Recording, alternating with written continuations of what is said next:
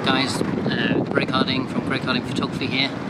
Apologies if the sound's a bit shonky, but I'm out in the outside and don't have too many mics with me, so just doing a little catch up actually out here in Bahrain. As you can see, it's beautiful sun, blue sky and all that jazz, so it's really lovely here.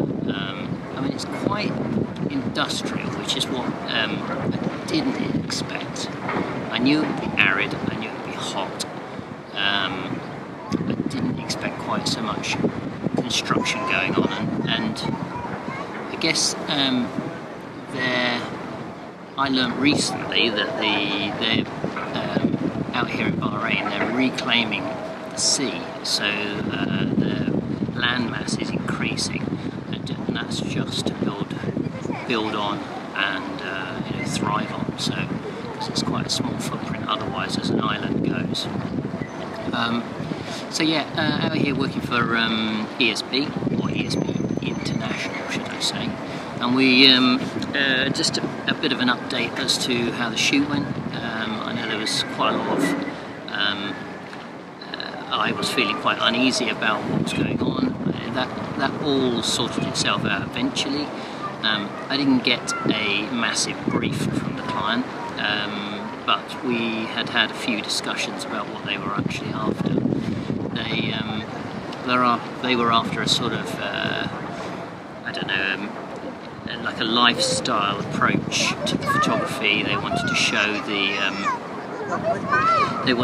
how it was for workers that were coming over from Ireland and other places to work in Bahrain on their projects, their energy projects.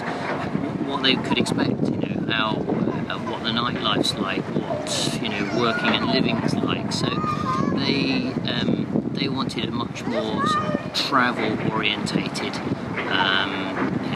photo brief, the style. So and that's what we provided, and I think I provided quite a few hero images, so ones that we went out into the sort of desert, I guess. We went across to Howard Islands. That was really nice. Such a fabulous place, but there's pretty much nothing there, just a hotel and islands, but they've got projects out there that they're going to be working on, electrifying that Howard Island. There's no electric on there currently, and they're just looking to join the mainland up with Howard Island, so they're going to be doing a lot of undersea work, so they're going to go under the seabed and then run cables in, and I guess building a substation out there so they can cope with the electrification. So yeah, very interesting. I mean, the ESB International, they looked after us so well, really lovely. There was a film crew with us, brought over from Ireland, so we worked quite well together with that. So we were just kind of ghosting each other on the shoots.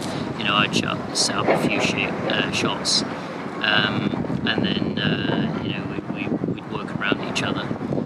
There was quite a big emphasis on grads, because they have a lot of new engineers that come out. They come out for 6 months. They get accommodation, they get a car, they have the run of the place, and so they had quite a big push on getting introducing young people to the idea of travelling, because not everyone wants to do that. So and it's 6 months, and it was, I think they'd have a blast out here, I really do. But the people in Bahrain, they're really friendly, and there's we went to a souk, which is kind of a street market. It's massive, it's absolutely huge, but they sell everything there, from carpets to making suits to sweets and spices, and the smell of the place was amazing. Just walking through at night, it's such a bustling area, it's fabulous. So experience-wise, it's really good. The experience of bringing kit over, that wasn't quite so much fun.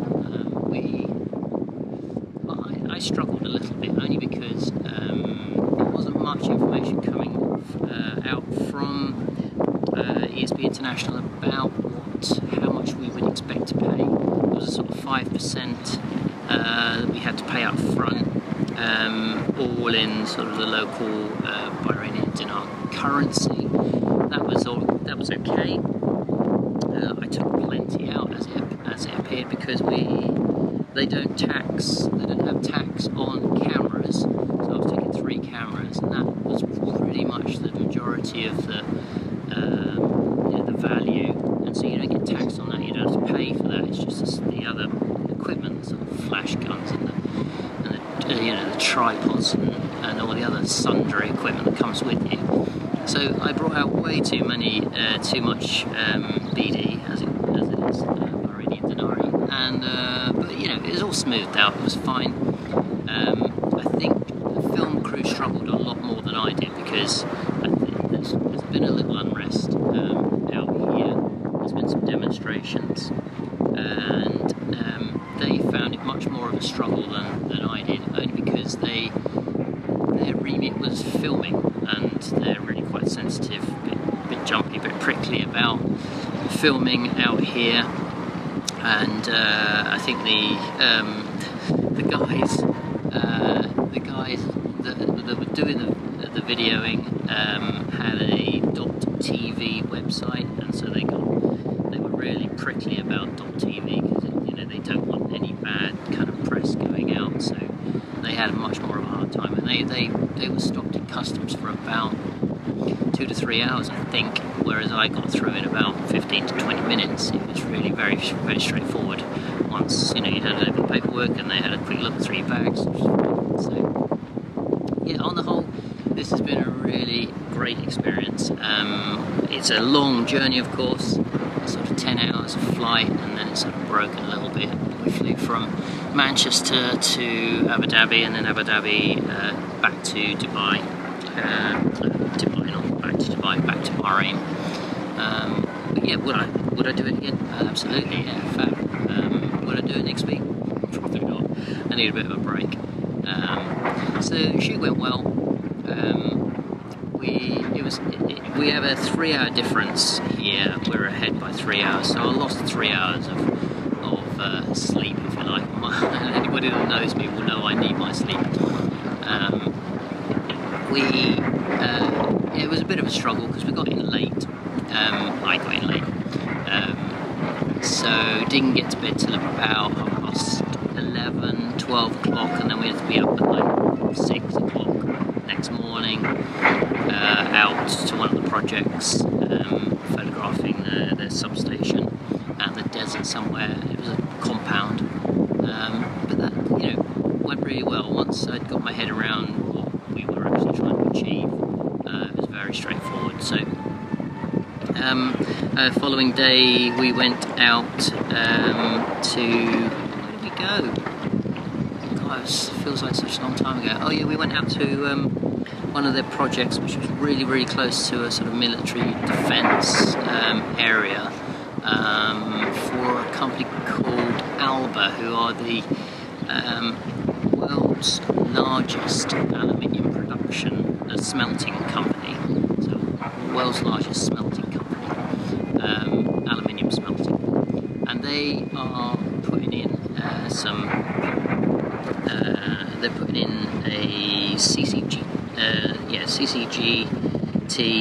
so combined gas turbine power generation area right next to it, and that will be producing something like 2,000 megawatts of power, which, to put it into perspective, I was told it would supply the entire the whole of Ireland with electricity. But this one company needs that much energy to run its facilities. So that's incredible. But that was going ahead, and we had a good walk around. For such a large site and for such a dusty environment, that place was really run nicely. I mean, I've been on construction sites, even in the UK, and they're just so badly run. There's no separation between sort of plant material and the trucks and stuff moving around, and there's really not enough separation for you know, the people walking around, so it feels a little unsafe. But actually out on this side, it was fab. It was really good. I was really impressed. I really got a handle on it. And then on the third day, as I said, we went to Howard Islands. We took a boat ride out there. That was an early start. We got up, I think we got picked up from the hotel at 7. We went, we travelled about 50 minutes an hour out to the boat, and then another hour on the boat to the island itself. But again, that was quite short, but really good shots, which I will share with you guys in due course.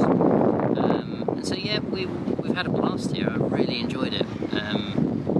I've stopped on for another couple of days, just have a wander around, and just behind me you can see part of Bahrain's National Museum. I've just had a wander around in this, the main part, and it's fabulous, just to learn a little bit more about, you know, the culture of Bahrain, sort of, and just the people themselves and the traditions that go on. So it's been fascinating. I've loved every minute. It's and you know, not to be thrashed down with rain all the time, or it being gloomy and cold. It's been such a lovely change. I've drunk a lot of water. So I just wanted to bring you up to date, just, you know, for your little coffee meeting. So hopefully it's been a little educational for you, and I'll try and do some more behind the scenes stuff so you can see what kit I've taken out, and you know, if I've come up against any issues there. So I'll probably do a little run through on the computer at some stage, just telling you, you know, what issues we might have had over particular shots. So anyway, alright, thanks for tuning in again. I hope your day is going really well. Mine's doing really nicely, and yeah, I'll catch up with you soon. So thanks very much for tuning in. Take care, safe journeys.